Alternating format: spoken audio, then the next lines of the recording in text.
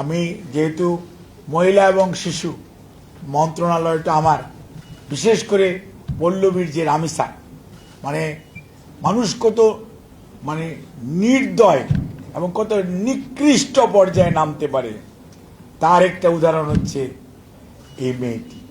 আজ আমরা তার আত্মার মাগফিরাত কামনা করি, তার পরিবারের পাশে আমরা সবাই থাকতে চাই এবং যে দোষী তাকে ধরা হয়েছে এবং তার যথাযথ বিচার এমন হওয়া উচিত যার কারণে যাতে দৃষ্টান্তটি আইন কখনোই নিজের হাতে তুলবে। একজন উচ্চারণ করেছেন মাইরা ফেলানো, this is too bad, this is too bad.